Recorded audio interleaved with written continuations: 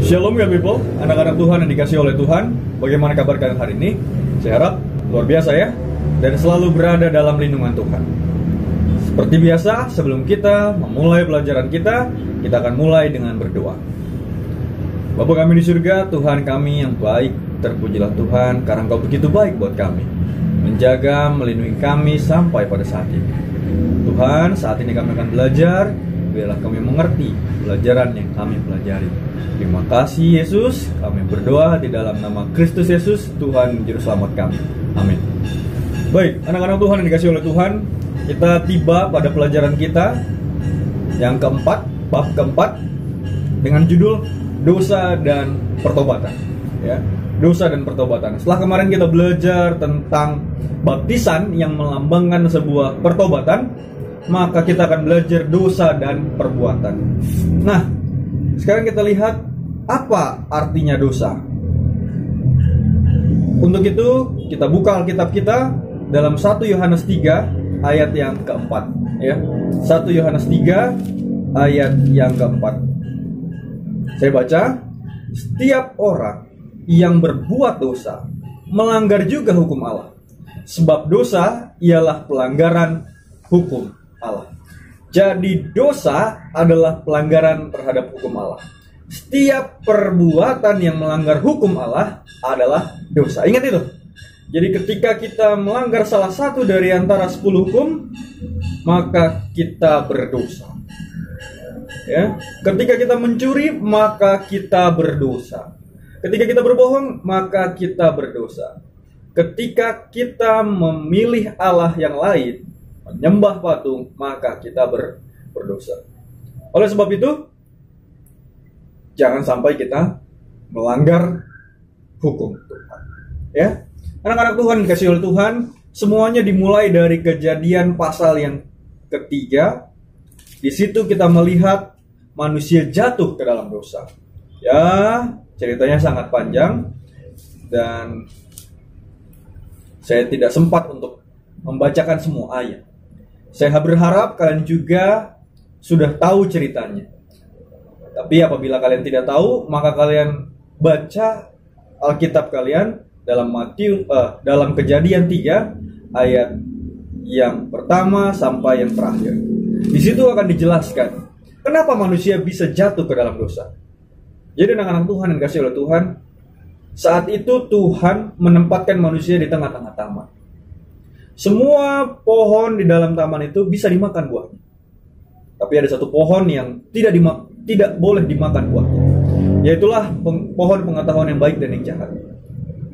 Tetapi mereka dimulai dari Hawa memiliki rasa penasaran dan digodai oleh ular, yaitu iblis. Sehingga Hawa jatuh ke dalam dosa dan memakan buah pengetahuan yang baik dan jahat. Lalu diberikan juga kepada Adam, dan Adam juga jatuh ke dalam dosa. Itulah sebabnya manusia jatuh ke dalam dosa. Katanya dosa pelanggaran terhadap hukum Allah. Terus di antara 10 hukum, yang mana yang mereka langgar? Semuanya mereka langgar. Dan yang paling jelas kelihatan adalah hukum jangan mengingini, ya, jangan mengingini. Mereka dikatakan jangan memakan, tapi malah dimakan. Ada rasa keinginan yang bukan miliknya, malah diambil, sehingga Hawa jatuh ke dalam dosa. Ya, sebenarnya semua hukum di situ dilanggar. Tuhan bilang jangan percaya kepada Allah lain. Hawa lebih percaya kepada ular. Ya, jangan ada Allah lain di hadapanku. Tetapi Hawa ingin menjadi seperti Tuhan. Ya. Kalau kita lihat, maka semuanya juga merujuk kepada 10 hukum. Membunuh hati Tuhan, mencuri milik Tuhan, berbohong kepada Tuhan, sehingga jatuh ke dalam dosa. Nah, anak-anak Tuhan yang dikasih oleh Tuhan, ketika manusia sudah jatuh ke dalam dosa, Adam dan Hawa jatuh ke dalam dosa, maka semua manusia yang lahir daripada Adam dan Hawa adalah manusia yang sudah jatuh ke dalam dosa. Dan Roma 6 ayat 3 kata 23 katakan ya.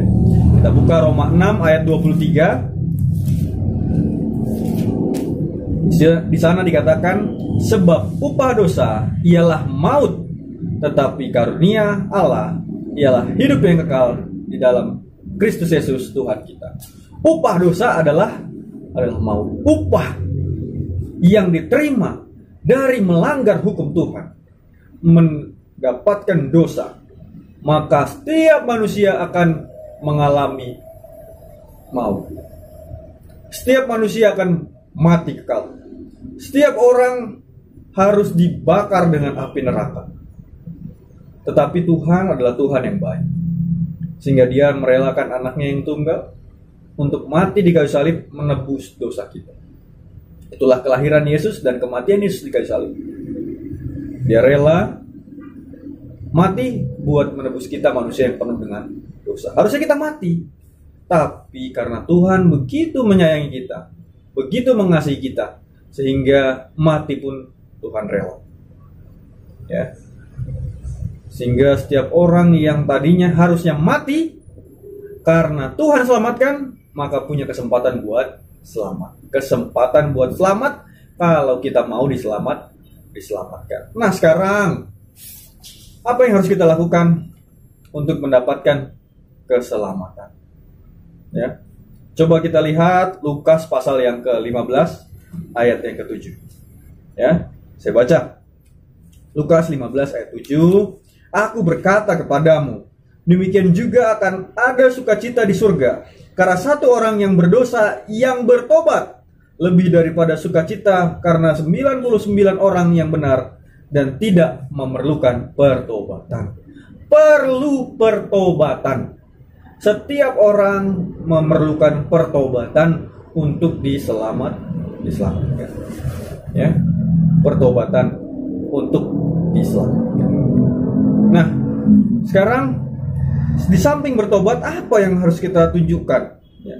Coba kita buka 1 Yohanes 1 ayat 9. Ya, 1 Yohanes 1 ayat 9. Di sana dikatakan seperti ini. Ya, sama-sama buka Alkitab kita. Jika kita mengaku dosa kita, maka Ia adalah setia dan adil, sehingga Ia akan mengampuni segala dosa kita dan menyucikan kita dari segala kejahatan. Kita harus mengakui dosa kita. Kita harus bertobat dari dosa kita, sehingga Tuhan akan mengampuni kita dari dosa-dosa kita. Perlu pengakuan. Ya, karena kalau kita tidak mengaku, bagaimana Tuhan mau mengampuni kita? Ketika kita tidak mengakui dosa kita, berarti secara tidak langsung kita tidak merasa bersalah dan tidak butuh pengampunan. Tetapi sebaliknya, kalau kita merasa kita berdosa, maka kita mengakui dosa kita dan melakukan pertobatan. Nah, sekarang kita harus mengetahui apa makna dari pertobatan itu. Ya. Pertobatan dijelaskan di dalam Kisah Para Rasul 26 ayat yang ke-20. Ya, kita sama-sama buka Alkitab kita.